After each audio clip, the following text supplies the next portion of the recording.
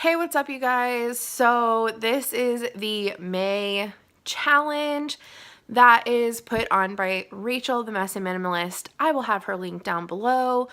Sorry it's kind of late. Hers didn't get posted till last weekend and I just didn't have time yet. So anyways, this month's challenge is basically all about paper to gather out all of your paperwork and things like that, mail, paperwork, all of that.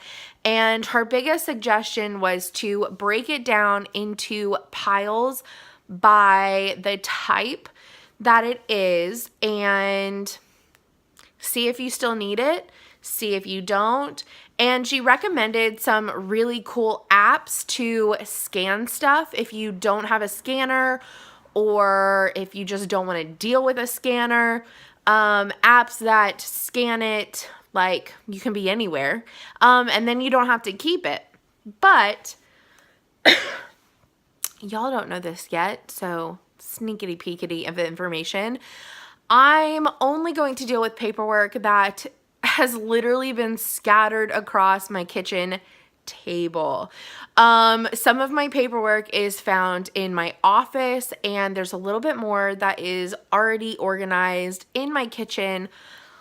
But where I drop all of like my new mail and everything like that, all of this is unopened. I've paid all the bills. But some of this stuff is not opened. But I drop it off in my kitchen because I come in through the kitchen door. So I bring in mail and stuff and I chunk it on the table or I chunk it on my kitchen bar. So accumulation of paper happens and there's been a lot. And some of it is for different reasons. I've already separated everything out that is on the table except for this unopened mail because I need to open it. Some of it I already know is junk because I know what their packaging looks like. But some of it, I don't know if it's important or not. And then some of it is the old house, the old homeowners stuff that still gets brought here after almost a decade. So I have to mark through that and RTS it. But other than that, I've already piled stuff. So I have a couple of, I'm just going to show you what my piles are. I have these right here. This one is about windows because I have signed up for a free evaluation of my house to see what type of windows I can get because I still have the original like 1973 single pane windows and one of my windows isn't actually even a freaking window. Anyways, so we want to look at some energy saving options and possibly start replacing our windows with double pane, and I'm hoping double hung because I want to be able to open from the top or the bottom. But that's what they come out for. They come out, they measure everything, they let you know if you can do a double pane or if you can only do a single pane, double hang or single hang. So many similar words. And then they give you an estimate on how much it would cost for labor, installation, hauling off the old windows with the new windows, and screens, because obviously I would need screens. The other thing I have is this right here with all of the bare colors. And they aren't, I know that this says bare marquee, but this actually includes non-marquee colors, which is fun. Because you can get all of those in the marquee one coat paint. Anyways, I picked this up because I am picking out new colors for my kitchen and my hallway, but I've actually almost finished picking those out, so I won't need that much longer. But it is really fun to have. I think I might go through this though. I think I might keep this and go through it and circle all of the colors that are in my house. So that way next time I declutter out my garage, if I can get rid of any of the old cans of paint, I will know what the color is in case I ever need to get more of that color. So, I think I'm going to keep it regardless for that. I have a small stack of bills that have already been paid. They're little paper leaflets. I need to just file those. I have a little trash pile already. Some of it is receipts and some of it is just random notes. I have a receipt laying out that needs to be filed, but I do have to scan it first. I have a pile of stuff to start doing my taxes with. That's gonna happen this weekend, promise. I'm really glad that I didn't already do them and submit them because I got another piece of mail, actually a couple pieces of mail, from my dad and from just in the mail this last week that I need for my taxes. So it's really good that I didn't start that. There's another pile over here that is a spiral notebook and a roster with like addresses and phone numbers for a group that I'm a part of. The pile next to that is a stack of printed out cross stitch patterns. I always make working copies of all of my patterns and then I put them in a folder in my craft room. I just have not made, this sounds so silly because I've taken so many other things to my craft room and put them away. I have not taken this giant pile of paperwork. And then I have junk mail, also trash. So I don't know why that's two separate piles. So basically in the kitchen, I have this giant chunk of mail to go through, and that's what I'm going to go through and organize today. And yeah, the reason why I'm not going through paperwork in the rest of my house at this point in time will make more sense very soon. Stay tuned.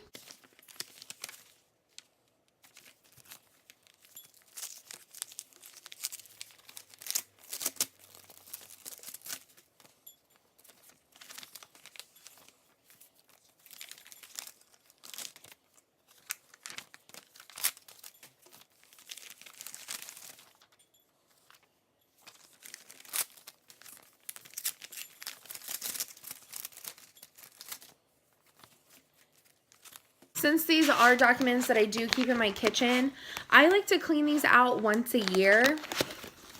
So I keep my paid like statements and stuff in one of these guys, and I like to clean it out every once in a while. There's no need to keep too much of this stuff.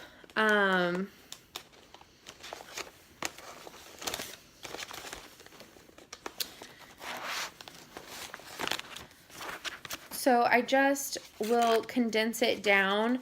I usually take out the previous year and I will chunk this in my shred box so that way I can shred them later. But I typically only keep a year's worth of like bill statements and things like that, just in case anybody ever comes at you and says that you didn't pay something. I just don't like the possible surprise of that. So I don't deal with that. So I keep the most recent and I shred the rest.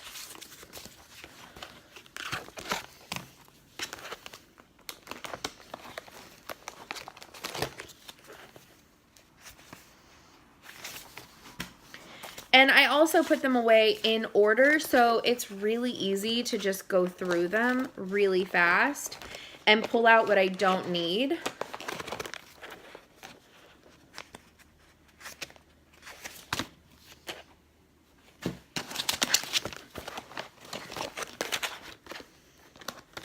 So there's this one nice and cleaned out. And then I have one for some bigger stuff.